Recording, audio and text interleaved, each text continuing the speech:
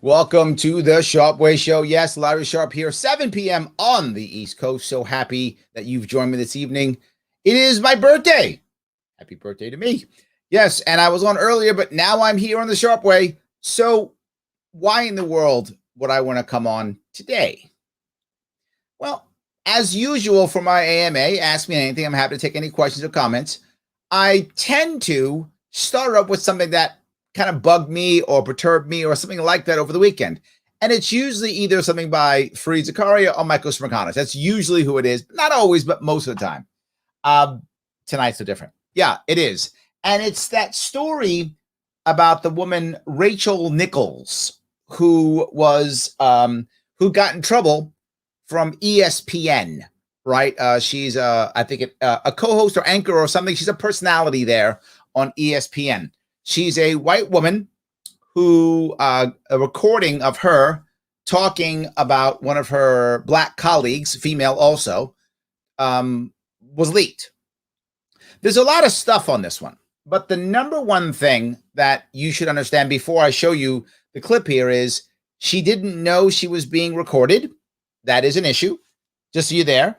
And somebody leaked it. Bad, and bad. Nothing but bad. But here is, let me show you, this is a story about it, and then I'll go to Merkanish's take on it, just so you kind of have a clue on kind of what happened for those of you who don't know.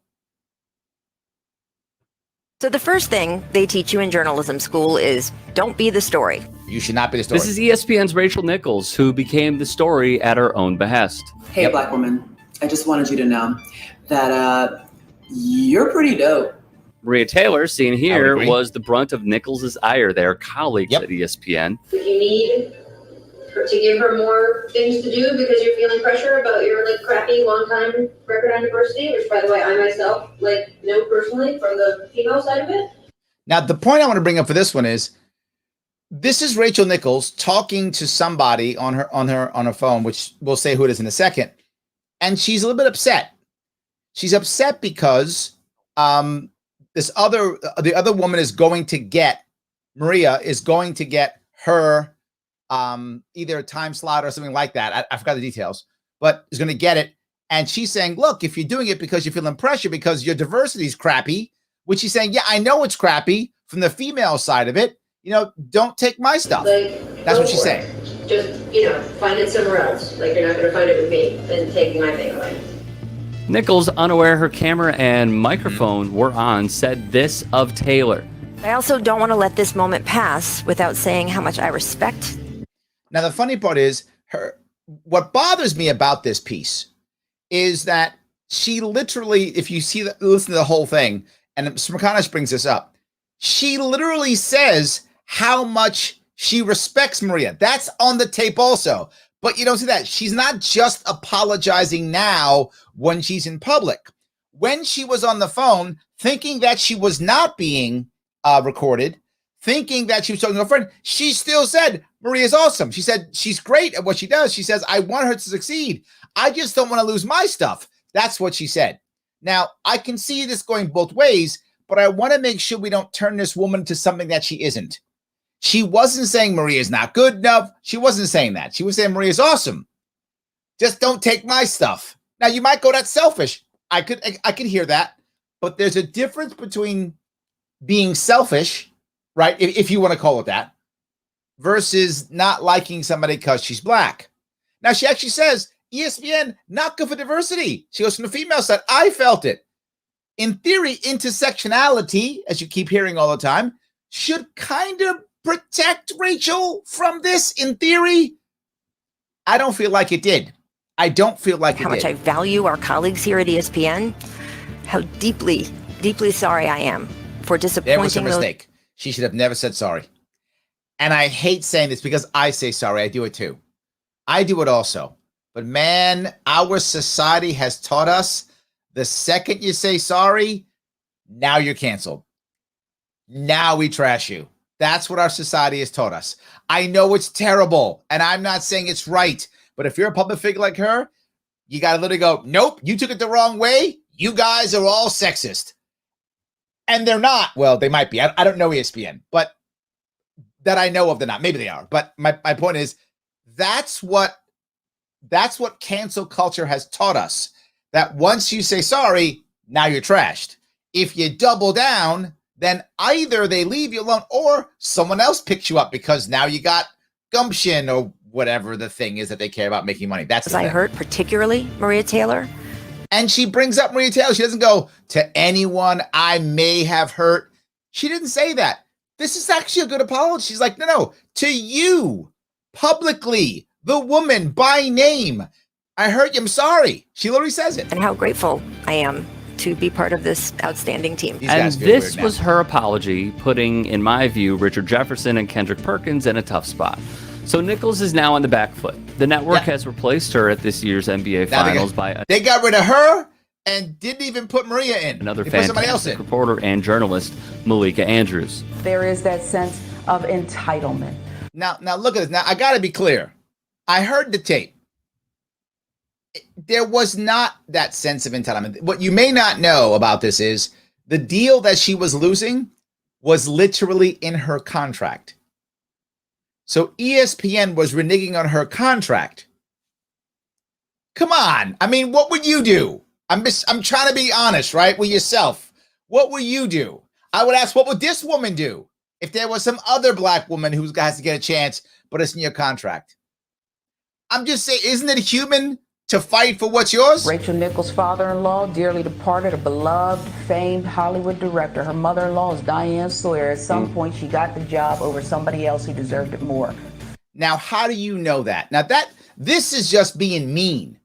I don't know who this woman is. I'm sorry. I don't follow the show, so I don't know who this woman is. I don't know her. And maybe she's usually good, maybe not. But man, right now, she's being petty. Rachel was not mean or nasty to Maria. She wasn't. She was greedy or selfish or whatever you might want to call her. She was that, whatever. Look, I don't know how that world is. I know in some worlds, you're duking for everything you can get. So maybe she was that way. Maybe she was. But now she's going, well, look at who her mother is. And she got it from someone else. You don't know that. Facts. Not a fact. All the way back to when she first started, people can look at her and say the same thing about her. Something was given to her, maybe given to her that a lot of people felt like they deserved. Yes, at least he said that, right? What he's saying is true. Maybe she did get it, and maybe people felt that. That's true. 100% true. But then would you be mad? If it was a man who felt that way, would you be like, that guy's a misogynist? Would you assume that? I would hope not. It's sports, he might have been. But I'm just saying, I would hope you wouldn't assume to have at that particular time. Although she may have been taught not to do so in J school, ESPN's Rachel Nichols made herself the story. Last year in the Orlando bubble, she went off about Maria Taylor taking her place to host NBA Finals coverage on ESPN. The network did not discipline Nichols. In the recording, which was obtained and published by the New York Times, Nichols felt the heat coming her way and voiced her opinion. The problem with this opinion was it came off as Maria got the job because she's a minority, and I'm not sure that's true, and that's my problem. I feel like we jump to conclusions now. Like, it's because she's black. And maybe it was. And don't get me wrong. Maybe ESPN did it that way. Maybe ESPN literally was like, we need more black people. Maybe. I don't know. ESPN's, I feel like the diverse racially. I feel like that. I'm not a huge ESPN follower, so maybe I'm off on that. But I feel like ESPN's pretty diverse when it comes to race. Gender, obviously not as much. It's also sports. I get that. I feel that way, but it's just from what I see. So that may not be accurate. My feeling, that's what I'll say. My feeling is that, but it may not be. And then again, I also don't know what's going on behind the scenes, right? I'm only seeing what's on the shows. Who knows if leadership is diverse or not? I actually don't know that. Obviously, they do. I don't actually know if the leadership is diverse or not. I know the personalities pretty diverse in my view. So I don't know. She's really freaking great at her job and is deserving. You're likely asking, how did this recording come about? This is the biggest part. Simply, when in the bubble, Nichols was using new technology, did not know her camera and microphone were on, because when they are, the feed is recorded straight to ESPN's headquarters in Bristol, Connecticut. Now, here's my problem with this whole thing. Somebody got the audio, taped it, recorded it. Sorry, recorded. I'm old. I say tape still. Recorded it, kept it, and then leaked it. What a piece of garbage that person is. What a piece of garbage, whoever that person is. And ESPN's not even looking for him. They're like, whatevs. Whatevs. This reminds me, if you remember this, when the young woman lost her job at, was it Teen Vogue? Because some people who were working at Teen Vogue got mad and went back through her Twitter account. And then as they went through her Twitter account, found old stuff again and brought it back up and got mad. If I was running anything at Teen Vogue, I fire all of them, every one of them. I fire every one of them and I dox them. I fire them and dox them. You wanted to ruin someone's career forever? Good. Now you're fired and doxed. Everyone knows what piece of garbage you are. And if I was in ESPN, same thing. Find out who leaked it, fire them and dox them. And say, this is the person who did it. This is the piece of garbage snitch that did this. Everyone should know, because if you hire him or her, that person is going to snitch on you too. So good. You wanted to ruin someone's career? Now your career is ruined. And I know I sound harsh, but this snitching is killing us. And we are rewarding this. To be fair to Nichols, maybe she said some stuff that wasn't good. I don't know. But from what I heard, it wasn't that bad at all. She didn't talk about race. She didn't say, she said Maria was good. She's just like, this is my stuff. Why are you taking my stuff? And again, she didn't know that she was being recorded. And she wasn't like that, black, this. She didn't do any of that. And now she's being hammered because someone didn't like the way it sounded? Ugh.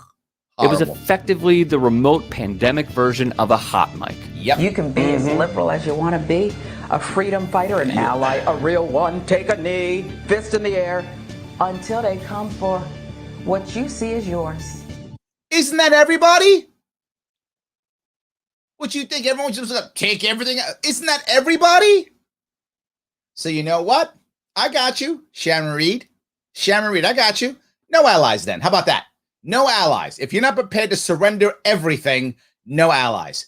Wow, is that stupid? Oh my God, is that short-sighted? Oh my God, is that short-sighted? How about let it go? She said sorry. She apologized by name, not if anyone. She used Maria's name and said publicly, I'm sorry. And you're like, nope, punch her harder. Nope, hit her again. You're training everybody to never say sorry. You're training everybody to double down and counter insult. You're training everybody to be as mad as Trump was at everybody. Call Trump something, calls you something. That's it. You're creating this by being self-righteous. Wait till it's you, Sharon Reed, because it will be you. Wait till it's you, because it will be you. Right? The Memphis Grizzlies' Ja Morant voiced his support for Taylor on social media. Maybe ESPN saw what was ahead. Maybe not. Yep. However, Nichols' show, The Jump, was now it's all surprising. gone. They beat her up, and it's bad. I'm going to grab some comments. I mean, it bothered me. And Smirkanish had a good take on it too, but the whole thing just bothered me because it's annoying as hell, right? Guys, please like, comment, share. I always ask you, don't forget, please keep doing it. Keep liking, keep commenting, and sharing. And grab some. Happy birthday. Thank you for the happy birthdays. I appreciate it, guys. A lot of you. Joe, thank you. Rebecca, thank you. Ryan, thank you so much. Happy birthdays. Joe, thank you, sir. Appreciate it. Abs, thank you so much. Dottie, thank you. Yes, absolutely. Sean says her contracted spot on hosting NBA finals and pre and post CM. Yes, that's right, Sean. She had a contract. It's contract. Come on, right? I mean, what would you do, Sean? What would I do? I'd have done the same thing, right? I'd have been like, wait, whoa. Yeah, I love diversity, but that's my contract. So you know what? Find another contract. Get someone else. And I guess what, again, intersectionality should have said, well, no. She's a woman too, so you don't get hurt. You're like, nope. Boom. Absolutely. No, Maria has not come forward to defend her. No, absolutely. Not at all. Yes. Alexander says, racism and discrimination are never tolerable, but I understand that woman's irritation at having a show taken. Yeah, and that's what I'm saying, right? I mean, I'm trying to be human here, Alexander. I mean, I don't know ESPN, but I'm gonna make some guesses, and anyone's worked at ESPN, I'm gonna guess this is true. There are relatively few spots that ESPN opens up for women. It's a sports network. I'm not saying it's right. I'm saying I understand it's what they do. That's a fact. You can be happy about that or mad about that. That's true. So if you're in that world and you spent a decade or more in sports, that's your thing, which clearly both of these women, Rachel and Maria, they care, right? Nichols cares, Taylor cares about this. That's what matters. You're going to fight for that spot, and you're in your contract, you negotiate contract, you're going to be unhappy. And the reality of it is, look, I'm going to say something that everyone here watching knows. Alexander, you know too. Ryan, you know. Christina, you know that when you get angry and you're talking to your friend, you say a bunch of stuff that you don't want others to hear. How do I know that? Because we all do it. Me too. I'm guilty too. You're guilty. We're all guilty. Now, Rachel was guilty. Of course she was. That's stuff she probably didn't like. Do you think if Rachel was racist? It's a serious question. Do you think if Rachel was really racist and she's talking to another white guy, that's who she's talking to, I'll show you who she's talking to in a minute, another white guy, and if she was racist, do you think she wouldn't have dropped some negative words about the race of Maria if she was a racist? Of course she would have. She didn't. Of course, you know it. You can, well, I don't, no, you know it, and so do I. Everybody knows that. If Rachel was racist and she was on that phone call with another white guy and she was upset about her contract, she would have dropped a couple of nasty words. Of course she would have. She didn't. She didn't. Because she's not racist. Right? When the mask could have been off, the mask was off. She's talking to her friend on the phone. She thought she was on her own. I didn't see her dropping any words. She didn't even mention the word that black woman. Nothing. Just said her. If you want your quota, awesome. She's awesome. She actually said that. She said Maria's good. You should give her something. Just don't give her my stuff. And now her career's over. We've just taught that if you get caught with anything that even seems bad, just double, triple down. Just don't say sorry. Double, triple down. Her response should have been F all of you. She'd now be on some other show right now. They'd have her on a different show right now. Somebody would pick her up. She'd be on some other show someplace. Now her career's over. Yes. Ed says, happy birthday. Thank you. Dustin, ESPN just trying to deflect their fault for not being diverse enough in the first place. I think that's true. I do think that's true. I think you're right. I think that's true. Andrew, happy birthday. Thank you. Corey, thank you for the birthday wishes. Appreciate it. Yes, absolutely. And this is, I'm getting sick into the news media stations. Every news station is opinionated as hell. Yes, absolutely. Yes, 100%. Christine said this is a drastic overcorrection where race is concerned. Is getting ridiculous. So the next right thing and let the wokesters get bent. I feel like it, but man, how do you feel if you know what continually bothers me, right? Is that when we call somebody racist, the only people who aren't angry are actual racists. Like if you wear the hood or put the armband on, whatever, if you're a racist and I go, you're a racist, you go, yeah, and you people, you just immediately jump on board. But when you're not racist is when you're upset. And that's who we punish. So we punish the person who goes, I'm not racist. Why are they upset? Because they're not racist. And that's the one we punish. She didn't do some backhanded apology. She's like, I don't want to be racist. I'm not. We just made her racist. We just made her racist.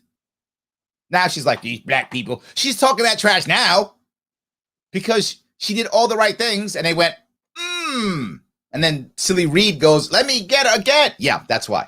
It's making things worse. It's making things worse. She goes, snitches get stitches. I know. Yes, absolutely. I know. 100%. It drives me crazy how this works. It drives me crazy. As I said, this episode is juicy. Everybody needs to like it so we can make this as popular also on YouTube. F shadow banning. I know. I get shadow banned all the time. It's, yeah, constant. Marcel says, I love this. Speak the truth, my man. Thank you, my friend. I appreciate that. Yes. Jeanette, happy birthday. Thank you for that birthday wishes. I appreciate that. Jericho says, intent and context is always left out when these things are covered in media. Yes. Yes. They don't bring up the point. If you happen to watch the full Smirkanish event, he's actually pretty fair to her. he actually says, he reads the whole thing out where she said, literally, Rachel Nichols said that Maria Taylor is a good and talented person. She didn't slam her at all. She just said, don't take my stuff, right? And that's my point where you're saying, Jericho, I don't think she had malicious intent. She didn't. I wonder who leaked it and if they did it for personal gain. Yeah, absolutely. Yes. So, Torrance says, Larry Sharpe covering sports is two for one. There we go. See that? I appreciate that. Thank you. Yes. Ryan says, Larry, should there be a taxpayer COVID vaccinations before there's free chemo or insulin? Oh, I'm sorry. It's not about this. Sorry, I thought we were on the same thing, Ryan. Okay, yeah. Let me hold on. It's a good question, right? It's a good question. I think the way you deal with the vaccinations or chemo or any of these things depends upon what the culture actually wants right now, right? The hard part for the government to handle is COVID is right now, it's easy, and in their minds, it can affect anybody right now. And a lot of people are dying. In fact, COVID, in theory, I'm not sure if the numbers of who actually will pan out in the end, was the number one killer of Americans last year. Again, I don't know. A lot of those deaths aren't actually COVID deaths. They're COVID assumed deaths. Is that what's called? COVID. They have a word for it, which means we think it's COVID. There's a whole bunch of those. So the numbers I hope will come out in the next year or so. We know exactly how many people actually died of COVID. It's less than whatever they say for sure. We know that. It's a fact. The government even said so. The number they gave us is less. I'm sorry. The actual number is less than the number they gave us. How low, we don't know. I'm unsure. My gut tells me at least 20% lower, if not 40 or 50. That's just my gut, but I could be wrong. We'll find that out. But I think how you do it is by you assist the organization creating it if there is a direct need. I don't have a problem with that in general, right? In general, I don't. The idea of chemo insulin, the more people who use it, the cheaper it gets, right? This is straight, economics, right? So you want to get more people to use it easier, and you follow the same ways you follow in foreign countries that already have cheap insulin and cheap drugs. So I think the biggest thing is getting the market open. That's the biggest piece. Torrance says Rachel's not the bad guy here. Neither is Maria. I agree, Torrance. I think you're right. Neither is the bad guy, right? What now? Maria's in a tough spot. Even she's in a tough spot. Blame the ESPN executives for putting two women against each other for the sake of cleaning up the diversity image. 100% yes. 100% yes. It's exactly right. Yes. Omar, what's going on, Omar? Says, Rachel was pointing out that she had worked really hard to overcome to get where she is, and that ESPN is choosing to be political all of a sudden. Happy birthday. Thank you. Yes, I agree. That is a problem. Yes. Obviously, this is so insane. You don't need to force diversity. It happens naturally. There's a common goal. People judge each other by their deeds and behavior. It's true, right? It's true. The only issue you have to worry about here is you do have to a little bit worry about how it feels and internally. There's some of that. You want to make sure it feels fair, right? If it doesn't feel fair, people get upset. I mean, they really do. People get upset if it doesn't feel fair. So whatever you put together, it has to feel like it's fair. That's the only caveat I'd add to that. So let me grab Smirkanish's piece, right? Smirkanish, of course, I usually like his pieces, but this one's a decent one too. Let me grab this one. Rachel Nichols had said. Hold on. What ran through your mind? All right. This is the gentleman he's talking about, Don Peebles. He's basically the type of person who worries about diversity and stuff like that, right? So Smirkanish is saying, when you heard what she said, what'd you think? First, I thought invasion of privacy. She did not expect her conversation to be overheard. She was. This is a diversity dude. This guy, and the first thing he thinks is, what an invasion of privacy. Yeah. Snitches get stitches. Yeah. This is a diversity guy. He makes his money on diversity. He pays his bills on diversity. And he was like, this is some privacy stuff right here. Forget about the race stuff. This is privacy stuff. So I'm not the only one who thinks this. Again, this is this guy's job. He makes his money on this. He didn't think, oh my God, that horrible white person. He was like, this is so who leaked this? Yeah. Expressing frustration of a lost opportunity that she thought she earned and deserved in a private conversation. And the fact that that was aired, I believe, is very inappropriate. So that was the first thing that happened. Yes. And the second thing that came to mind is the question about what many African Americans, including my company and I experience, is that people make a presumption because the pendulum is swinging to become much more equalized in America. That somehow African Americans get their opportunity mainly or primarily because of their race and the desire to. And the point I want to bring up with this one is he's right. There's an assumption made there. I don't think Rachel said that. I think we took it. And I don't mean we like me and you. I mean as a group, as a culture. We took it as Rachel saying that, but he said it. Rachel was just saying, I'm frustrated in what she believed she earned and was in her contract. So she was mentioning frustration. He admits, like, yeah. The problem is that everyone assumed, oh, now she's saying Maria's not good enough. Rachel never said that. She never said that. Create a more equitable society, and that more marginalizes us as business people or professionals. So those two things, and both, one's clear cut and one's a little more complicated. That's true. Yes, I agree, and subject to a lot of different interpretation. For what it's worth, what I heard was Rachel Nichols saying, hey, I get it. ESPN has a poor track record on diversity, and I myself as a female have been victimized by it. Don't let this now come at my expense. Yeah. I agree. I think exactly what she said, that she already had a. Yeah. That's what she wasn't like saying Maria's terrible or got promoted because she's black. She's like, don't take my stuff. And didn't even say it publicly. She didn't come out and go, these people taking my stuff. She talking to her friend on the phone, going, why they gotta take my stuff? I don't want to take what I work for. Contractual opportunity to perform these services and appear on air during these segments, and it was taken away from her. And I think she could have stopped there. Again, she did not think that she was being recorded, and she was exploring, it appears to me that she was exploring why. And by the way, all of us express frustration in the privacy of our homes or in private conversations, and we don't expect them to be aired. Things are said about our relatives, our spouses, et cetera, that we would never expect to be aired. So, I mean, I think that this guy, you know what? If every diversity guy was like him, we're good.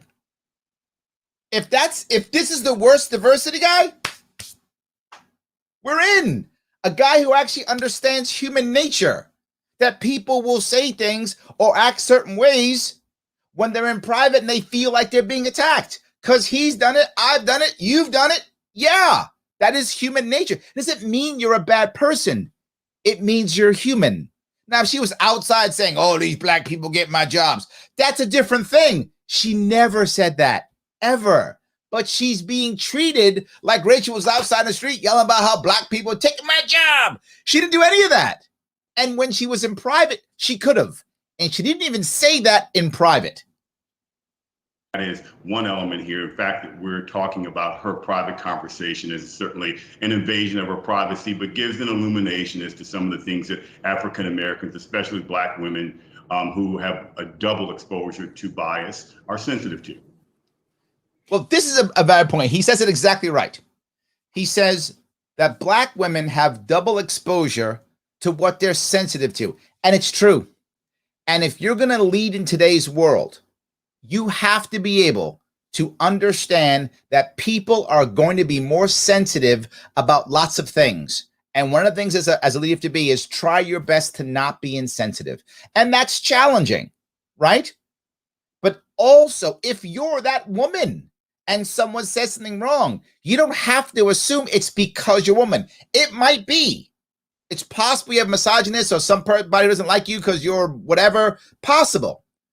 But if we assume insensitivity first, there's a chance to heal. We can talk about it. Oh, no, I didn't mean that. I didn't get that. You would be bothered by this or bothered by that. How would you know? You don't. One of the most common things that black women deal with, and if you're a black woman, you know this. If you're not around, you might know this, is somebody wanting to touch your hair. It's a common thing. Now you might go, well, I don't touch it. I asked for something. If you're not black, you may have wanted to or asked about it, but even asking to touch a black woman's hair really bothers most black women. I'm sure there's probably some black women who don't care.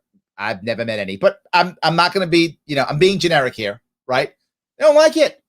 Then I ask you to touch their hair. They don't like it. And you might go, why are you mad? I'm a white guy who's never seen that. Can I touch it? And to you, that might seem totally fine. It's not, but you might be ignorant. You just might not know. I'm not saying you do or don't. I'm saying the first step should be insensitivity. Assume that the guy doesn't know any better. Let's assume that. And if you say something, explain it to him, and he gets mad or goes, you people, okay, he's a racist. It's fine. Racists exist. But he might be like, oh, wow. Didn't know. Didn't get it. Sorry about that. Didn't get it. And that's fine. Now we're having a conversation. This was a hot talker, as you can imagine, on radio, my own program this week. We got into it in depth, and I heard from a number of African-American callers expressing this viewpoint, the viewpoint of, yeah, I get it. This is what goes on when the doors are closed, right? That you'll get some white folks who will pay lip service to the notion of advancement for people of color, but when they're speaking among themselves, this is the real deal.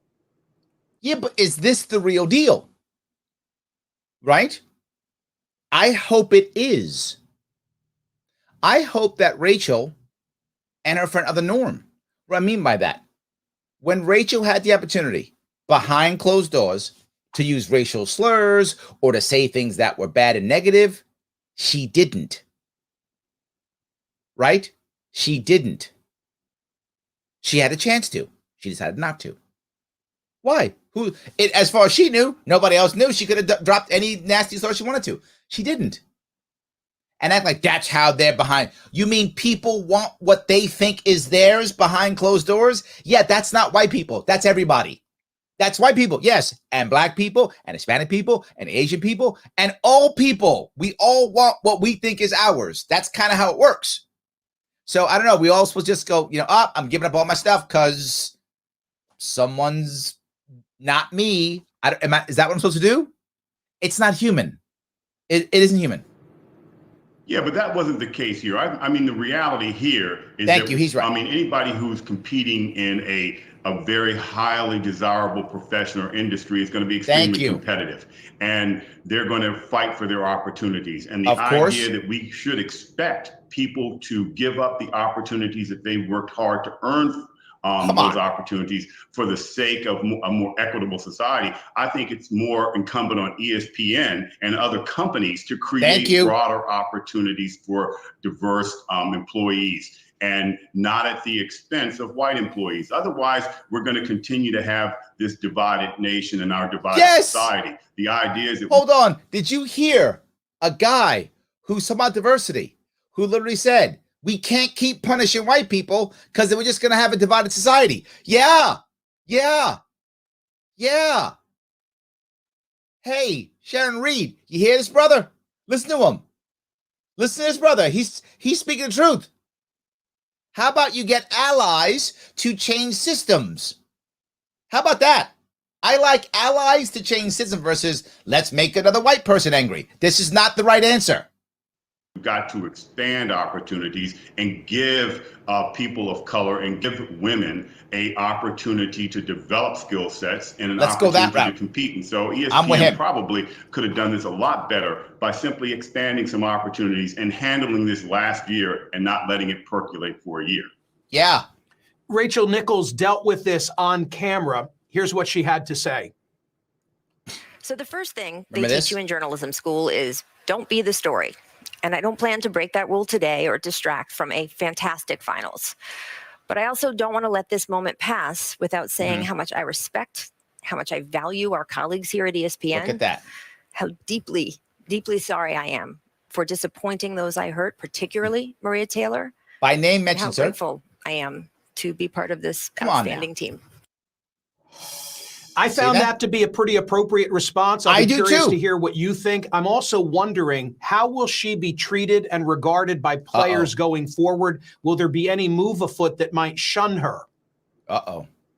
One, by the way, apology accepted. I mean, in lies a double standard. The fact that we're still talking about it when she already apologized. And if you look at some of the conduct that would... Brother said, apology accepted. Yeah, me too. Done.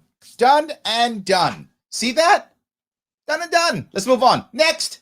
Be, overtly unacceptable by people on the air who are men. Terrible. I think she's judged differently. But I think case closed. She was apologetic. She made a mistake. Shouldn't define her. But it should not let ESPN off the hook for creating this kind of environment to where you're pitting two women against each other as opposed to expanding opportunities. There's plenty of opportunities at ESPN to go around, and they need to expand more of those for women. And I think that's the solution here. I love this guy. He's hey, the quick right final stuff here. comment. The guy who dodged a figurative bullet, I think, is Adam Mendelson. Catherine, quickly put up on the screen. On any other day, we'd probably be talking about an advisor to LeBron James who said, I don't know, I'm exhausted. Between Me Too and Black Lives Matter, I got nothing left. Quick comment from you, Don. I found that offensive. And see, this is where I think Don's wrong. That's not offensive. That's how a lot of people feel. This shouldn't be thought of as offensive. This should be thought of as a lot of people feel this way. A lot of people do. And we have to accept that also. I found that strikingly offensive given emotions that matter. LeBron James, who is African-American and the best basketball player in the world right now. His client's so LeBron James. I agree with you. I think, in fact, he's dodged a bullet. Maybe we bring that up because I think that tells you something, that he's representing LeBron James and he doesn't feel compelled to take affirmative steps to... No, he represents LeBron James, and even he's tired of it. This is a big deal. There are a lot of Americans who are really tired and just want to start moving forward in a certain way. I think that's a common problem. We shouldn't ignore what he said or punish him for what he said. We should go, that is how people think. Because that's who she was talking to. And he said that. She didn't just go, yay, these black people. She didn't do that at all. We're making it to where it's just not going to work, right? This is not the right way of doing this stuff. So anyway, I hope that was interesting for you guys. I thought I'd kick that off to move that forward. Interesting, I thought. So yeah, let's move on here if I can. Grab a couple more of these. These if I can. Alexander says, Larry, straight spitting out facts. Thank you, my friend. Dottie says, boom. There we go. Yes, absolutely. Joe Clapp says, something nefarious happens in Haiti and the U.S. government DA might be involved. Look at that. Yeah. You know what? Let me, Joe, let me look through and see if there's anyone else on this, and then I'll get right to that. Okay. Andrew mentions, when Gretchen Carlson spoke about what she and other women went through at Fox News, she got fired and was lambasted. Yep. Absolutely. Yep. Let's see. See if I can go here. Jeff says, as I'm an enormous sports fan and my television was on ESPN almost constantly to the last almost 10 years or so. I can't handle their content anymore. It's just as politically related as it's sports related. Oh, I didn't even notice that. The only time I have ESPN on anymore is when they're airing actual sporting events.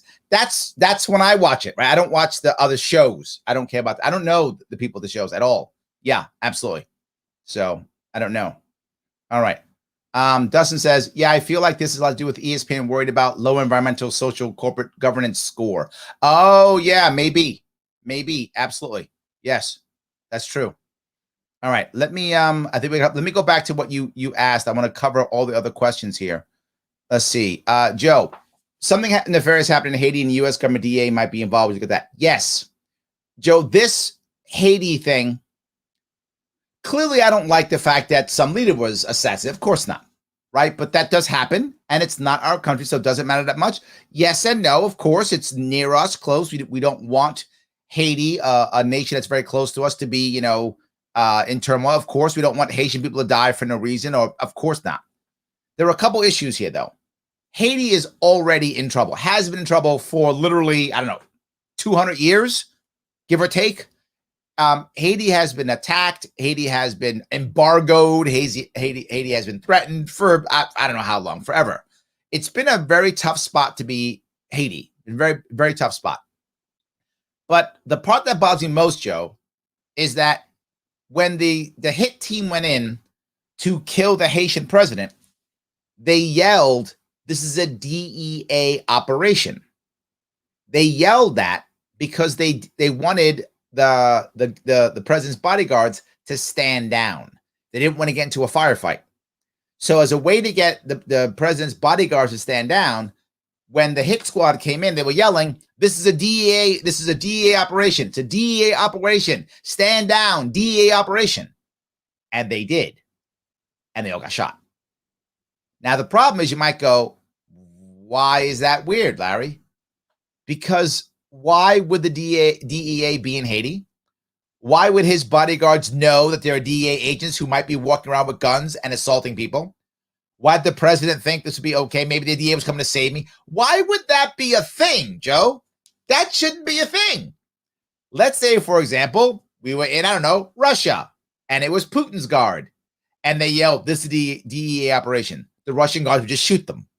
There would be a firefight, right? The Russians are going to go, "Oh, DEA." That doesn't happen in Russia because they're their own thugocracy. They don't require DEA in Russia. They're their own thugocracy, right? But we're doing all kind of shady stuff all around the world, and this time it came back to bite us. So, yeah, the DEA shouldn't be a thing. Now, I don't think it was the DEA. I don't think it was. But whether it was or not, that shouldn't be a thing, Joe. So even if that wasn't DEA, DEA does stuff like that. That's my point.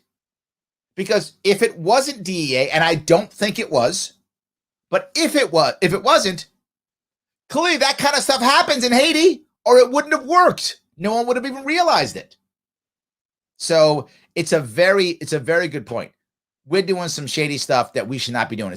And we're spending taxpayer money to go out there and do this stuff. And we wonder why the world wants to get mad at us and why people, terrible. Thank you for bringing this up, Joe. I appreciate it. Yes.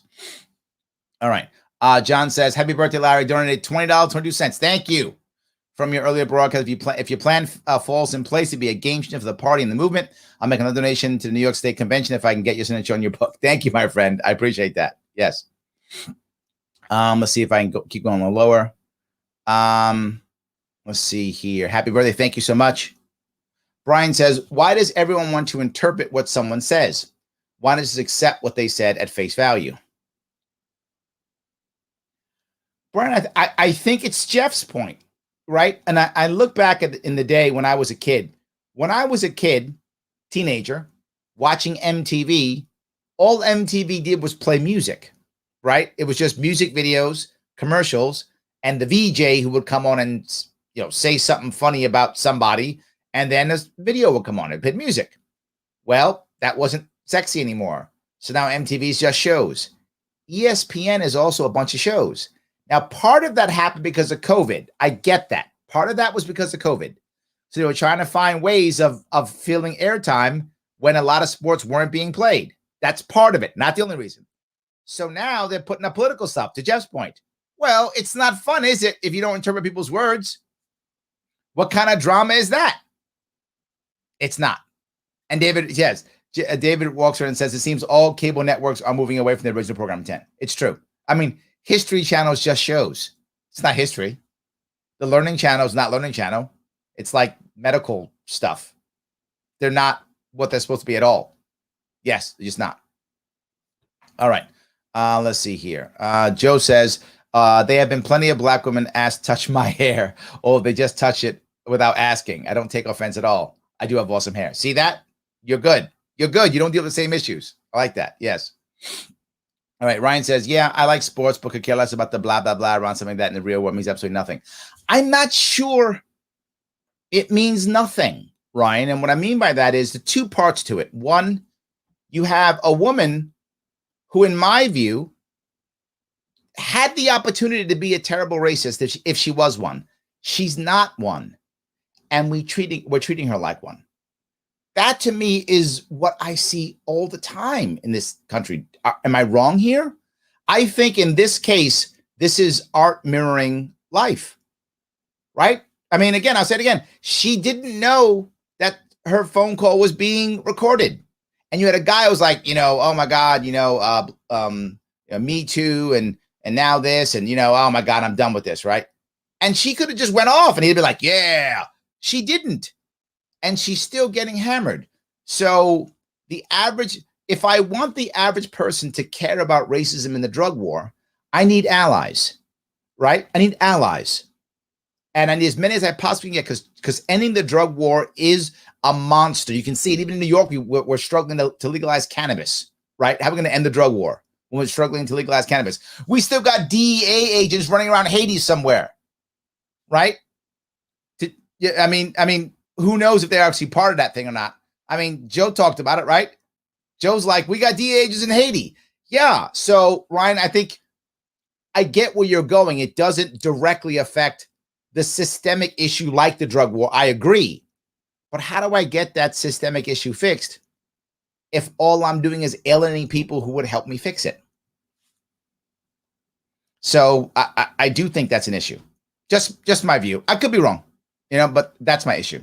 So Joe says, thanks for the insight. Yes, of course. Yes, absolutely. So Jamie says, we've been doing shady stuff since World War II. 100%. 100%. We've been involved in stuff since World War II. World War I, kinda, right? But heavily after World War II. We just decided we were going to do all those things. Christine says, anyone could say they're DA. Yes, anyone could say it. The problem is it was convincing in Haiti. That's my point with Joe, right? It was convincing enough to have them stand down. That's how much the DEA does stuff in Haiti. Anyone could say it, right? Anyone could. If you were in Canada and you were DEA, they'd be like, why are you here, eh? They'd probably shoot back, right? I don't know. Why wouldn't they? Do Canadians shoot back? I don't know. Canadians might, I don't know, hug you, whatever Canadians do. They would give you a flower. They would do the Canadian thing. They would do that thing, right? But they wouldn't stand down because it makes no sense. But Haiti, yeah, absolutely. Yes. They would shoot your dog. I guess that would have been convincing, right? If they had shot the guy's dog. Oh, that's DEA. We're in. Absolutely. Yes. Absolutely. Yes. Avi says, very surprised at Don Peebles. He's a very successful real estate developer. I doubt he cares about diversity when he develops a project, but he cares about his bottom line when making bank understandably. Yes. There's an opportunity for him to join the outrage addiction machine. Mr. People should just focus on real estate, which he's good at, and not participating in the woke outrage Olympics. He wasn't that bad, Avi. He really wasn't. I don't know if this is as bad as it gets. This isn't bad. I showed you the woman before. Way worse than him. If this is the worst we got, I'm good. I'll take him all day. It's fine. It's fine. I mean, you see what we're up against. Hey, he's fine. Oh, good. I'll take him every time. Yes. So, Sam says, please celebrate Larry's birthday by hitting that like, comment, share. Yes. Taking a survey or donating. Yes. Let me walk down that road right fast. If you don't mind, thank you so much. Please take the world's smallest political quiz. You see it is actually in the description and also now scrolling along the bottom. Clicking that bit.ly link itself. That's the link that lets my sponsors know you came from me. So please click that link so they know that you are going there and that you are taking that test and then sharing it, right? The sponsors help to pay for this. The sponsors help my team. The sponsors help us keep content going. They help us. If you look again, in the description, you see the link tree. The Patreon account is up. You also see that we've got a Twitter account. We got a special Sharpe Clips account. We're working on other accounts as we speak. We're working on breaking a book out. All that stuff. Sponsors help to make all that happen. So please take the world's smallest political quiz and share it. If you've taken it already, just share it. Grab it, share it. Let other people take it. It's awesome. Not just if you got some cash, feel free to sponsor. Patreon.com/Sharpeway. If you want to sponsor, love to have you sponsor the show. Every little bit counts. Again, helps move everything forward. And of course, like, comment, share. I cannot tell you how much it matters. It's the way we get around shadow banning. So please enjoy any way you think is appropriate. Help out if you can. It makes our sponsors happy. The advocates for self-government. By the way, I will be in Freedom Fest in South Dakota in 2 weeks. And when I'm there, I will also have the advocates for self-government at my booth. And I'll be giving out a special book. My book won't be done yet, but I will be giving out a special book. It's 4 chapters of the first 4 chapters of the book and the intro and the first 4 chapters. I'm giving it away 300 copies of that at Freedom Fest. So if you can be at Freedom Fest, come to our booth. We're in booth 107. Come to right up front. Not playing games, right? Come up front and you'll see me there and we'll give the book out. And the advocates for self-government will also be there. So thank you for that, guys. I appreciate it. Yes. All right. I'm going to keep going down this road if we can here. They're tired. They're allowed to be tired of BLM and excessive wokeness. I think, yeah, right? You can be tired, right? It's okay. We can be tired of it. It's human nature. The question is, are you out there hurting people? You're not? It's fine. Live your life. It's fine. Omar says, yes, create opportunity for diversity. Sounds like competition. Bring up the best talent. Wow, that's crazy it is versus focusing on diversity. Yes, or forcing diversity. Progress should be natural and it's beautiful when it happens. I agree completely. And a lot of you think that it's crazy what Omar is saying. I know people think it's crazy. Oh, you can't just let it happen. I have proof of it happening, right? Country and State did when I ran my campaign in 2018, they did a survey of all of the campaign teams of the gubernatorial candidates. They were trying to find, how racist and sexist or whatever they all were, right? Even included me. That one, they included me because they wanted to burn me. They thought he's going to be a guy, just a bunch of old white guys. That's what they assumed. They were even trying to, they included me in that survey. Hardly ever, but this one, they were going to get me. And they concluded I had the most diverse team. Yeah. And you know me, Omar. You know me.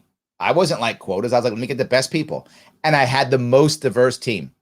More than Howie Hawkins Green, more than Cuomo the Democrat, more than all of them. Most diverse team. And that's not me saying it. That's them. So that's my proof right there. That's right there. Absolutely. So, all right. Everyone's tired of virtual signaling. It's getting bad. Yes, it's getting bad. Yes. So Sam says people in helping professions burn out because sympathy requires effort. Yes, constantly becoming sympathetic is exhausting.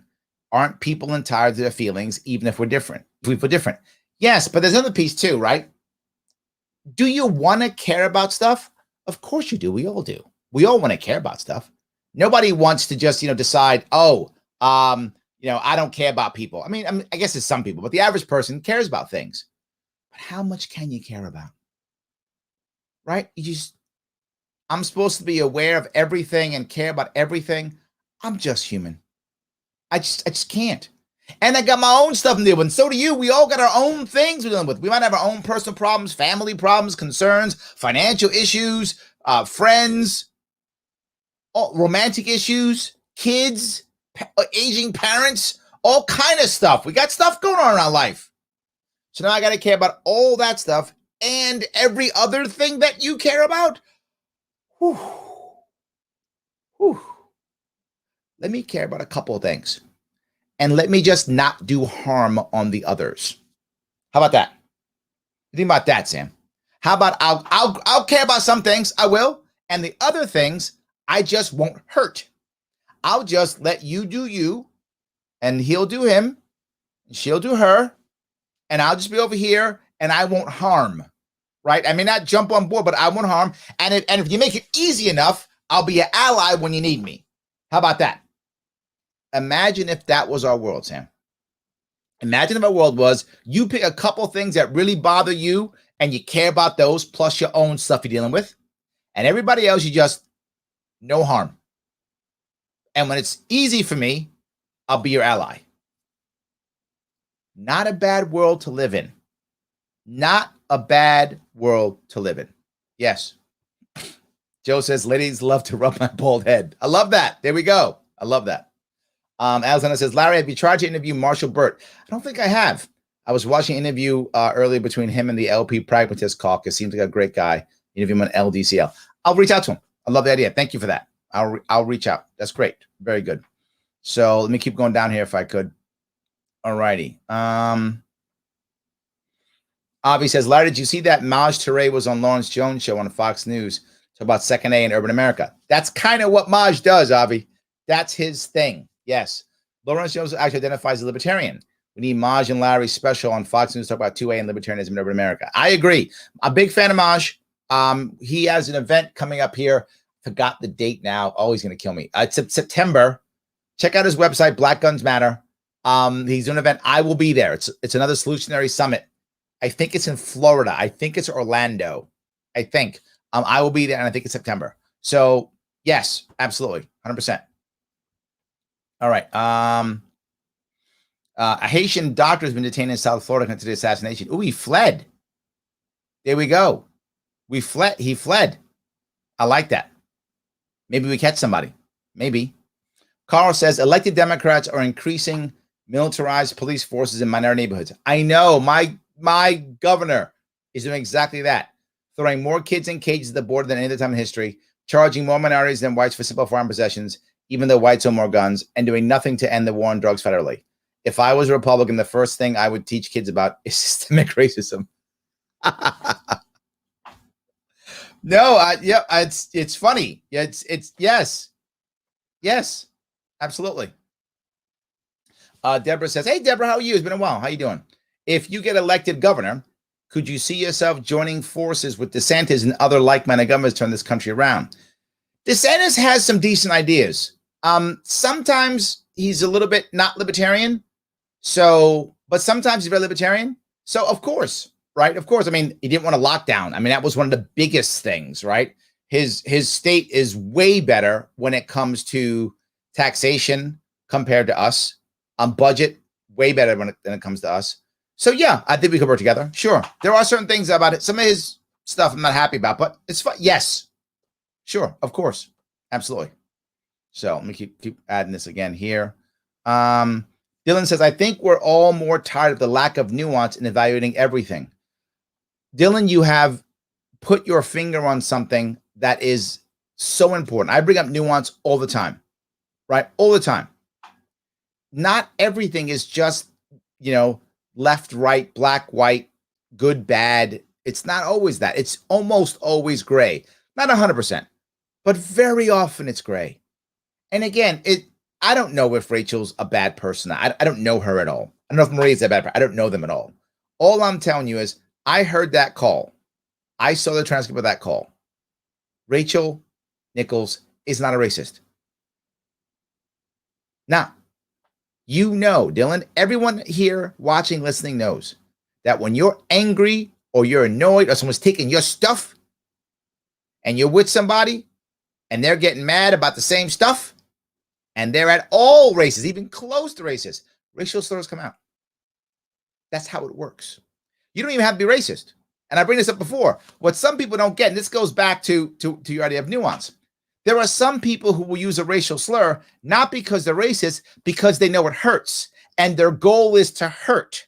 Their goal isn't to be racist. Their goal is to hurt, because hurt people hurt others. So they're mad and they're hurt. So they're going to hurt you. So they use whatever slur will make you feel hurtful, even though they specifically may not be racist, but that's the thing that stings. So they say that because that'll get you. And they're not thinking. Why? Because they're angry and hurt, because they're human. I'm not excusing it. How many times have you seen or done or been received it or been on the receiving end, either them delivered or received, a female slur when you're angry at a woman or your woman and some man's angry at you? Does that make him a misogynist? Maybe, but I bet he was angry because you were lovers or close family members, and the closest people to us know exactly how to hurt us. The closer you are to somebody, the more you know how to hurt that person. And when they've hurt you, you hurt them right back. And you hit them with the most harshest thing you possibly can, and you hurt them. And what you say might be misogynistic or might be racist. It doesn't necessarily mean you are. And that is hard for us to understand, because your point, Dylan, is a valid one. Nuance matters. Actual intent matters. When you call that person of color or that woman that slur, was your intent just to hurt them because you were striking out because you're being a jerk? Or was it because you're racist and you wanted to make that racial attack? There's a nuance there. There's a nuance there. And the worst part is, now that Rachel's hurt and her career is ruined, if she wasn't racist, she is now. I don't think she was. Again, she had the opportunity and she didn't. So, yeah. Anyway.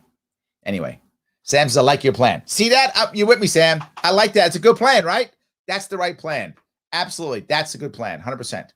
Paula says, compassion burnout's a real thing in healthcare. Yes. Oh, thank you, Paul, for being on the show. Thank you. Yes, you are so correct. It's now spreading nationwide. I had to turn off the news. I have to work on the causes that matter to me. Yes. And you shouldn't be punished for that, Paula, because you can't save the whole world by yourself. Neither can I. Sam can't either. You can't save the whole world by yourself. You can only focus on what you can focus on. And that's a good thing. That's a good thing. Absolutely. Thank you for saying that. It's awesome. Yes. All right. Let's see here. Joe says, do monthly contributors to the Sharpe Way with Larry Sharpe via patreon.com/Sharpe get priority for getting your upcoming book. You know, I hadn't even thought of that. I'm starting right now with new Patreon only content that'll be coming out in the coming weeks. I have to set up my new account with them as some kind of admin account, which I didn't have, and they make you wait days before you do it. So when I have that, I will then begin to create a whole lot more Patreon only account content. Maybe I'll do that. I'm open to it. Yes. Larry, what do you think about Biden's door-to-door vaccine initiative? He still says it's voluntary, but I don't trust any of these people. As soon as you get vaccinated, it should be a personal choice. Paul, I think you know exactly where I stand on that. If the president wants to get up on TV and tell you how awesome the vaccine is, I have no problem with that. He thinks the vaccine is awesome. He can go on TV. He's the president. Tell us how awesome the vaccine is. No worries. Good on you. Go ahead. But the fact they will go door to door, in my view, is intimidation. I think it's a terrible idea. I don't like it at all. And the reality of it is, every single American now, there's not an American out there who doesn't know about the vaccine. And they all have internet access, so they can figure it out and do homework, whatever. They can do it. If you're not getting the vaccine now, you don't want the vaccine. Now, there's obviously some minor exceptions, right? If you have a physical illness where you can't get the vaccine, okay, that's one. And the other one would be if you want your children to get the vaccine and the vaccine is not ready for the child of your age yet. That would be two exceptions to that rule. But even both of those rules, no need to go door to door. No need. If you've got an existing condition to where you can't get the vaccine and you still want it, your doctor will tell you if and when you can ever get it, right? Door to door is irrelevant. If you want the vaccine, you got a problem. It doesn't going to tell you, look, your problem, you can never get it. Or, yeah, once this happens, you can get it. That's your doctor, not door to door. If you want your kid to get it, right? Then that's fine, right? When that time comes out, the news will tell you. CNN will tell you every day when it happens. They'll tell you, and you can go get your vaccine for your kid if that's what you want. So the door to door is just being coercive. There is literally no need to spend time, money, energy on door to door. It is nothing but coercive. It should not happen. It's a terrible idea. It's just wrong. If you want the vaccine, you know you can get it. And to me, that's exactly the way we should have done it. Set up a situation to where everyone who wants the vaccine can get it. Done. You want the vaccine, Paul? Go. There it is. You don't want it? All right. Life is good. I know the argument, though. But Larry, some people are going to get sick if they don't get the vaccine. Yeah, and they know that too. And choosing it. So Joe says, no comment on the DeSantis Smith Florida resident. Yeah, look, DeSantis isn't perfect, but he's done some good things. I would totally work with. I would in theory work with any governor. The problem is there's very few of them that are doing good things. So that's theoretical. DeSantis has done some good things, so I totally would work with him, of course. Yes. Chrissy Nome. Yes, exactly. 100%. Yes. Does some good things. 100%. Yes. So another one I would work on. Absolutely. Yes. I'll trade you Cuomo for DeSantis. Oh my God. Yes. Deborah. Yes. Joe, you don't want that trade, but man, I want that trade. Let's do that. I want that trade. Absolutely. Yes. Damn, Miss got deep. Oh, I'm glad you enjoyed it. I'm very happy that you enjoyed it. Yes, exactly. Avi says DeSantis is Jesus reincarnated compared to Cuomo. Yes, if I had to swap governors, I would. I would deal with any issues. It's fine. Yes, 100%. Yes. If I have a choice, give me DeSantis. 100%. I'll make that swap tomorrow. In fact, I'm so serious. You make that swap, I'm gonna help. I'll drive him. I'll go to Albany. I'll drive Cuomo down to Jacksonville, and I'll bring DeSantis back up. Done. I do it myself. In fact, I bet Avi will drive with me. He'll drive with me. Me and Avi together will go. 100%. We would do it. 100%. I think Ryan would be with us too in the back. Absolutely. 100%. Ryan runs security for us. Oh, good. Yes. Buddha says, I'm sure that there were plenty of similar conversations about Rachel when she started her career. So, no, okay. Yeah, agreed. I think that's a very valid point, right? When Rachel started her career, she was, I guess, relatively famous. She had some famous parents, right? And I'm sure there was stuff about her too. I agree, right? My issue or my concern is now you're bringing it up and the one woman said literally, and you got it when someone else deserved it more. That's not true. The gentleman, though, he was like, no. I'm sure people thought that, which is true, right? If you got a rich dad or, look at Hunter Biden and his painting, right? Everyone's like, oh, it's because of his dad. Yeah. But maybe he's a good painter. I actually don't know. Maybe he's a good painter, but who's going to buy that? Who's going to believe that, right? It looks terrible. And again, I don't know Hunter Biden. I don't know his painting. He might be an amazing painter. It's possible. But, yes. So, happy birthday. Thank you. I appreciate that. Yes. All right. So, we go down here. Makes me think of the Clubhouse from a few weeks ago. Were we talking about this? I don't remember if we were. I'm not sure. Yeah. I don't remember. Yeah. Maybe. I don't remember.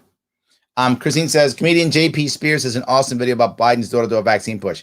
I tried to get him on the show. He wouldn't do it. He's like, I'm too busy. So Spears is too busy for me. I tried getting him on the show. Yeah. Can't do it. Yes.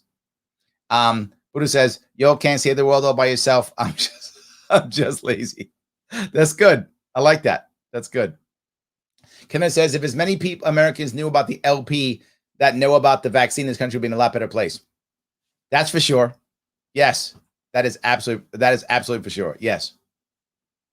Joe says, yo, can have DeSantis, but please don't bring Cuomo. Well, then I got to have two. No, Cuomo's got to go, right? That's the issue. Cuomo's got to go. So you know what? Why don't you just take Cuomo and you can keep DeSantis too? We'll have nobody because nobody's better. Nobody's better. Absolutely. Nobody's better. That's it. Yes. Nobody's better. Absolutely. So, Larry, are you a member of the Libertarian Seafood Caucus? I am not. I rarely eat seafood. I do sometimes. I'm not anti-seafood. I just rarely eat it because it's always easier to get like beef or chicken or something or pork. So it just seems easier. But no, I don't mind seafood, but I'm not a huge one. So yeah. Natalie Bruno for governor in Oklahoma. Yes, I will be going out to one of her events coming up here and raising money for, I think is it October? I forgot. I am heading out there. Absolutely. Yes. Yes. Tom says, I think the response trying to convince people to get the vaccine has been botched and created pushback. Yes, agreed. The more you force, the more people push back. This is just human nature, right? The more you force, the more people, fight back. So Dixie's buying the gas to get Cuomo out of here. See that? I got security. I got at least 2 drivers, and we got gas. You hook this up, Joe. We'll do it. We will so do it. 100%. Go through Deborah for the logistics. We will take care of it. We are on our way. 100%. Yes. I love that. Jericho says, door-to-door like Jehovah's Witnesses. Nicely done. Jehovah's Witnesses. I like that. Jehovah's Witnesses. That's pretty good. I like that.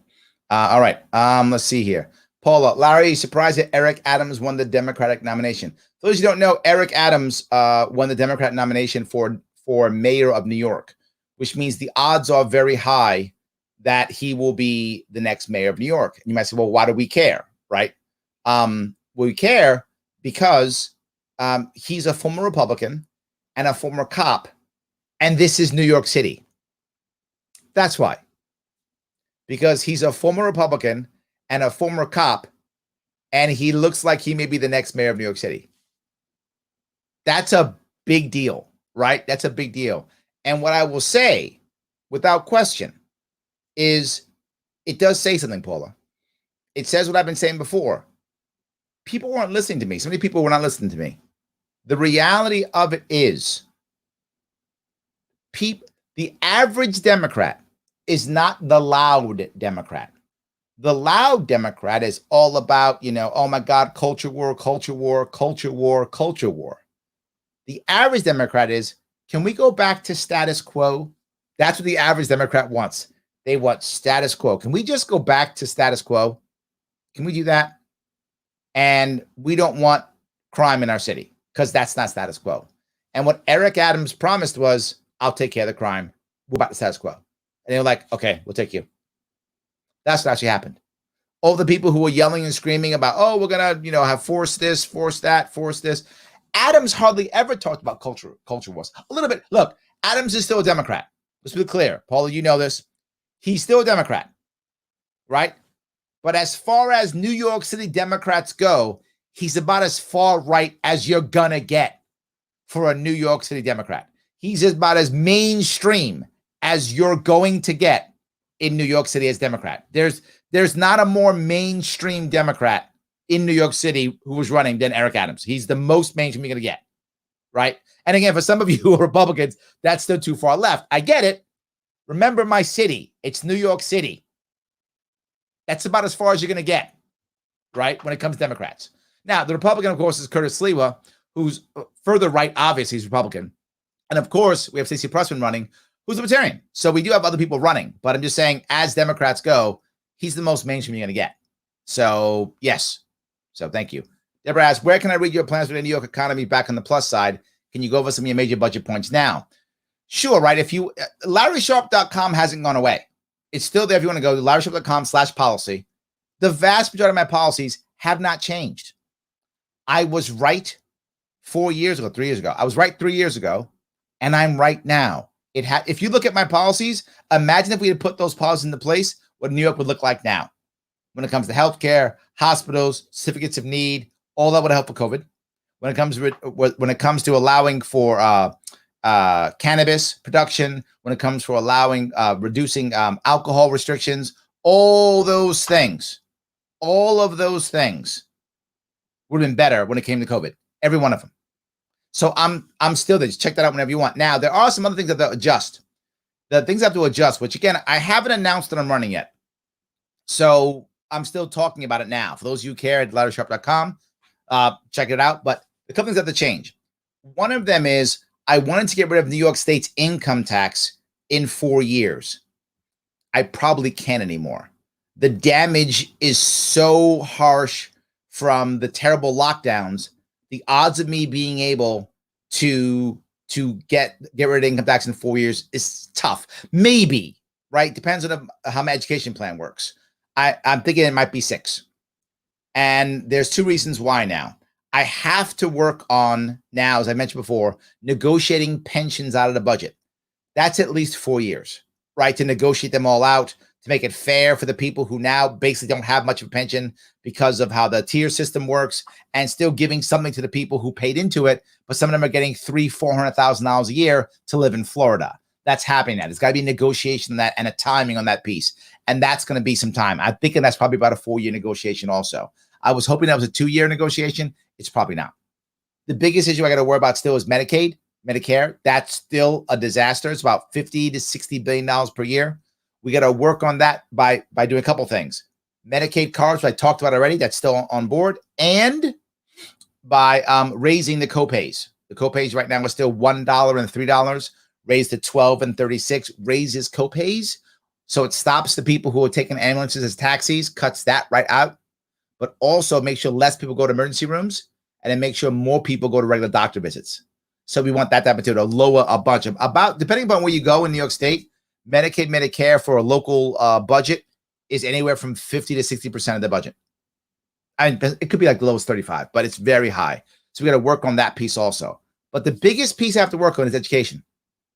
Education is still about $70 billion, give or take $60, $70 billion in New York State still. So if we fix that, and I'm trying to fix that with one fatal swoop, and the goal, believe it or not, is cryptocurrency. This I did not have in mind in the past. This is new for me.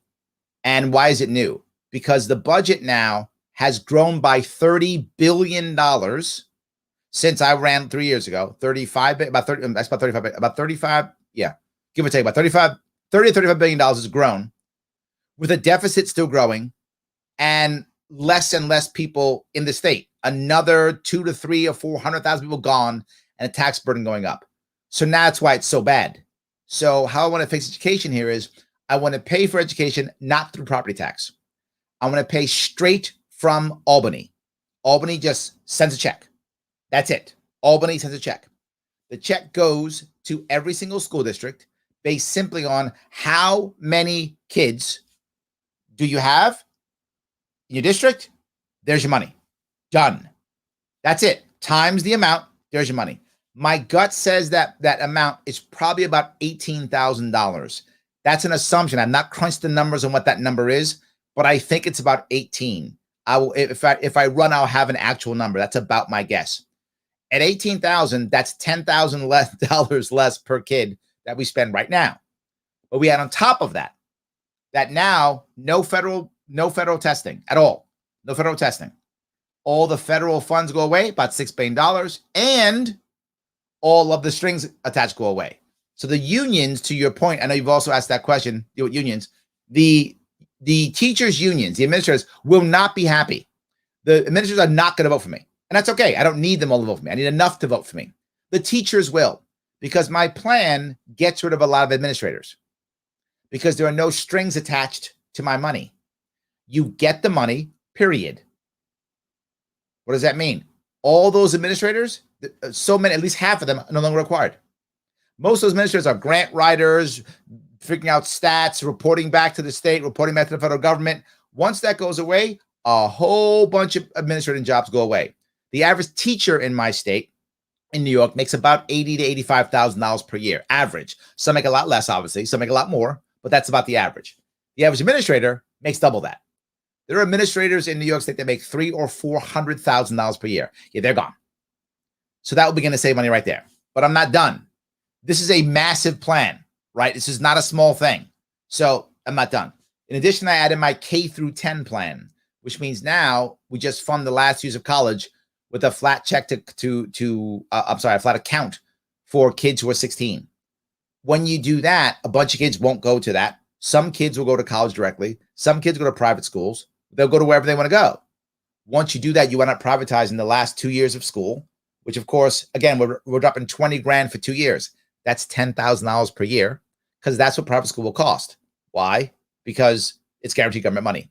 Banks love guaranteed government money, so they will, without question, they would absolutely fund these new schools because it's guaranteed government money. So when you do that, things would change right then and there. And again, lowering money. But more importantly, I also want to allow for credit for everyone who goes to private school or for anyone who wants to go to homeschooling. This way, the money still goes to the district, but you get a credit to bring your kid at home or to go to private school. Why? Because the district is still your district. Just because you're homeschooling doesn't mean your kid can't be on the football team or the chess club or go on the school trip. Your taxes are still paying for it, right? So you still get it. You can teach your kid at home and then send them to chess club in the afternoon. Teach your kid at home, put them on a football team in the afternoon. Whatever, it's fine. It's still your district, right? So you still could go to the high school for extracurricular activity, but you could be in a private school or some other place. Doesn't matter. I don't care what you learn. Just learn. And then go back together with your kids in your district, helping to keep the community together, right? I do want that. Community stays together. Helps the kids out. And again, maybe your kid doesn't care about chess club or football or whatever, but sometimes they might. So I think that's really an important piece there too. But I'm still not done. I want to pay the entire thing in cryptocurrency. Yes, that's new. I wasn't going to do that. I'm going to start the NYEC, the New York Education Coin. Now you might say, Larry, how do you get people to use your coin? Because it's about $50 to $60 billion of cryptocurrency going out there. Well, why would people want to use that? Because that's how, if you want a big contract with us, you got to get it. Well, Larry, how are you going to spend it? You're not. You're going to transfer it. You're going to transfer it back into dollars, and I'm going to allow banks to do so with a small fee, because you know what banks love more than government money? Small transaction fees. They really love those. So you make small transaction fees that do nothing. Just put the money back into dollars. Larry, you're just making money. Yeah. Yeah. That's true. You tell me another way to fix my budget. How do you get people to use it? You want a contract with New York State, $60 billion? You'll use it. You'll transfer it over and keep moving. But what does that do, more importantly? Deborah, you know this. For most New Yorkers, property tax, at least 40% is school tax. If not 50 or 60% school tax. I just cut your property tax in half. Because you're not paying school tax anymore. It's coming directly from the state. No more school tax. That goes away? Oh my God. That goes away? Oh my God. Rent stabilize immediately, if not go down. People stay here. They have more money in their pocket to spend. Not too shabby, if you ask me. Not too shabby at all. But not just that. You're only getting the check for the number of people in your district. What am I doing by default? I'm creating school choice. That's how you make this actually work. That's how you make it actually work. Now, even if my cryptocurrency plan fails, and it's possible it will, it might fail. That just means it takes longer for it to work, right? Because I'm still only paying from the government. I'm paying from Albany. So all the property tax goes away either way. Either way, I'm sorry, not the property tax. All the school tax goes away. I'm eliminating school tax either way. So either way, it's going down. The question is, will we have more debt or more problems? If we have more debt or more problems, then it will be long before I can get rid of the income tax. It will go from 4 years to 8. Pension might go out to 8 years also. I hope not. The problem is it's gotten so much harder in these last couple of years because how bad our governor has been that now I find myself in a tougher spot. I hope I answered your question, Deborah. You asked a lot. I just want to make sure I went through most of it so that you were clear with that. So thank you for asking it. So, all right, let's see here. Ask her anything, Larry. How much do you love Prossman for mayor? Very much so. Very much so. I really hope she makes impact. I want her to win, obviously, but I really hope she wins. At least make impact. Brandon says, nobody wants to talk about how stuff like gas, booze, and weed being taxed extra makes you have less money in your pocket. Yes. How farmers being subsidized gives poor people money to rich people. Yes. Not nobody. I do. I'm with you, brother. I'm in. That's why I'm going to get rid of all that stuff. 100%. Yes. Absolutely. All right. Larry, do you play Metal Gear Solid? Think I heard you make a Snake Plissken joke. Years ago, I made a Snake Plissken joke, but not because of Metal Gear Solid, because of Escape from New York. So, yes, absolutely. Paul says, I wish Eric Adams would talk to you about the war on drugs. I'm not sure wants to go there. He's a former cop. I don't think he wants to go there, Paul. I agree with you. I don't think he wants to go there. Yes, I don't think he wants to go there. So, someone has stepped to teachers unions. I got your back. Thank you, Deborah. I appreciate it. The reality of it is the administrators aren't going to like me. And when I speak to teachers, the teachers actually like what I have to say. My entire goal is let teachers teach, right? My whole goal is to stop with all the standardized testing. Let teachers teach. And it changes everything. It really does. It changes everything. So, would you support a balanced budget amendment to the New York State Constitution as governor? I would. Yes. And here's the issue.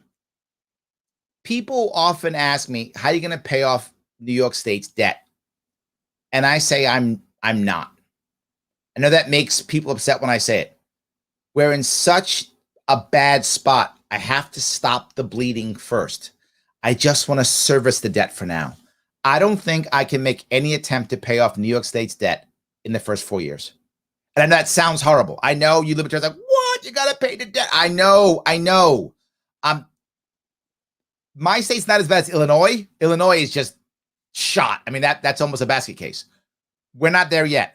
I want to make us not being there, right? I want us to not go there.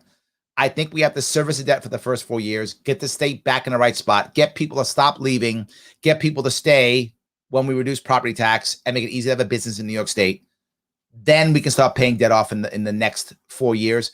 I don't know if we can pay it off in that next 4. I might not be governor by the time it's paid off. I hope we could. I hope we have a boom and it works. I hope so. I don't know if we will. So I know it's not a perfect answer, but it's what I have. Steve says, Larry Sharpe, I hate saying this, and I would definitely vote for you. Thank you. But I wonder if we have much of a state to save, left to save. I do. Steve, I think about that weekly. My friends tell me to leave. My friends who've left said, why the hell are you still there? I think myself sometimes, why am I here? I do. I'm with you, man. I think it too. But I feel like this is my state. I don't want to leave yet. If I felt like there was no chance I would leave, I would. I'd pack up. I thought about, most of you know the story. Back in 2017, before I ran for governor, I was thinking about moving to North Carolina. And I got so mad at how good it was compared to where we were here that I decided to run. Now my wife is talking about Tennessee, right? Georgia. I don't know. I'm with you, man. I feel you. But I feel like it's still salvageable. Maybe I'm wrong, right? Maybe I'm wrong, but I feel like it's salvageable. I really do. So, like you mentioned, the problems are exponentially bad, and they are, and they've gotten worse. We'll need you more for the restructuring. Yeah, I guess that's true too. But yeah, no, it's gotten worse. That's Deborah's point, right? Deborah's like, what are your plans? They're all detailed. They're not, it's not just do this. There's so much involved, right? It's just so much involved. Yes. Dana says, I wish there were more people talking about Jeff Hewitt running for California governor.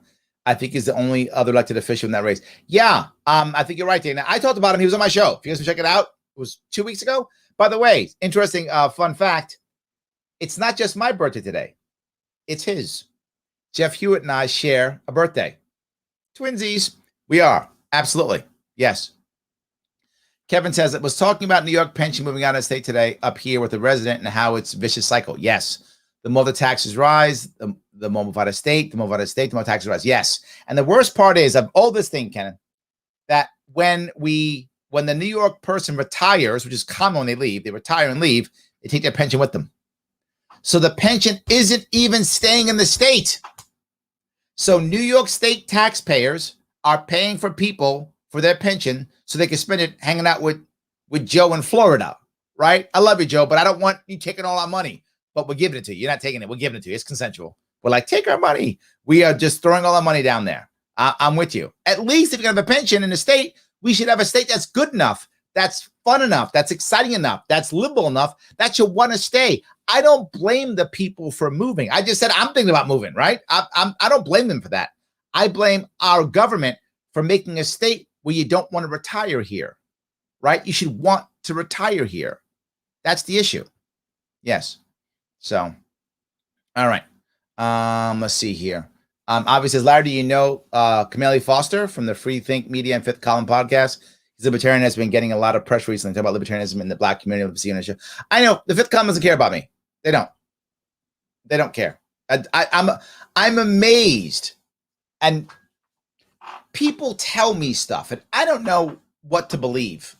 I don't know what's true here, but I'm amazed on how many people don't want me on their shows.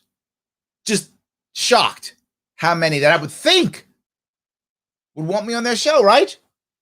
I mean, I ran for governor, raised $500,000, but the massive team made in 2018. People were thinking, wow, stuff's happening. And then they're like, nope, ignore me, diss me, tell me no. It's common.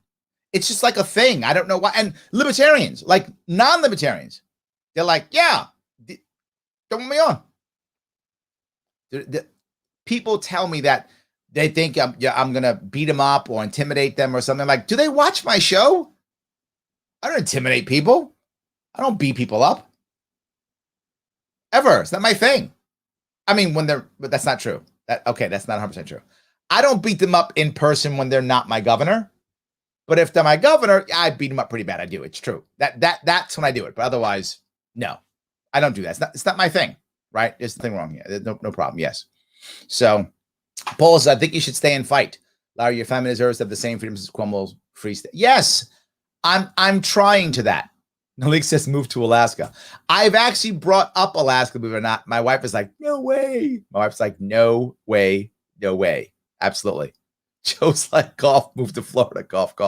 Cute. I love that. Cute. Yes, very cute. That's funny. Yes. All right, I'll grab a couple of these here.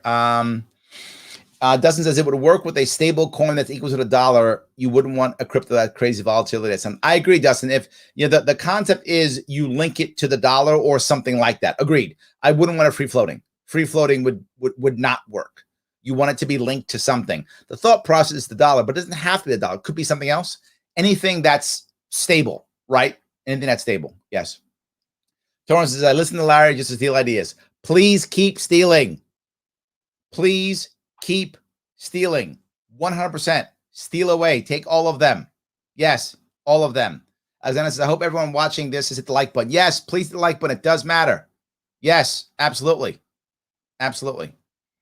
So Ryan says, like Larry says, why license for hair? Yep. Bad hair grows back and loses business when you license. I love that. Yes, we changed licensing too. Another piece. You change licensing. But not just that. I'll add one more piece to this for small businesses. You create a law that's in Wyoming right now for farmers. And that is, you create a law in New York State that says, if you are prepared to just sell only within New York State as a small business, you are immune from all federal regulatory bodies.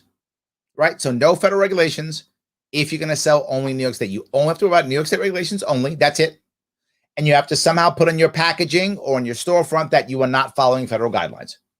That's it. Good luck. Go. Do that.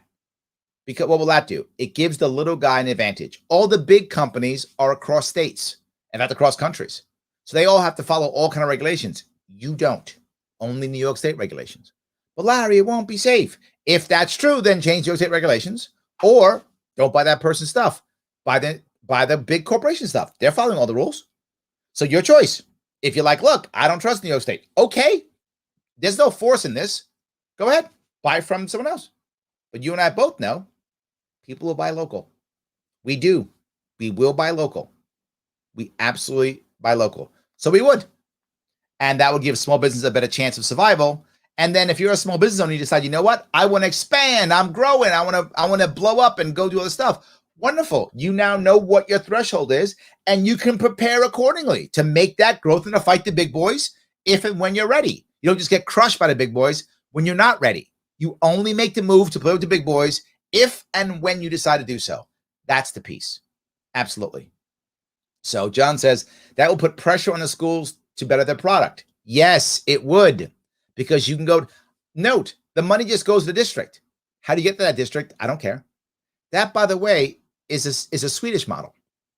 The Swedes don't district schools and make you go to schools in your district. You go to any school you want. They have vouchers. Vouchers won't work for us for several reasons. This is a much simpler way of doing it. Just pay straight. It avoids the voucher, which is why instead I just have the credit, right, for either the private school or homeschooling. Imagine if you gave a credit for homeschooling. Well, all of a sudden now, first of all, your property tax is cut about in half. And now you can homeschool and you get a credit.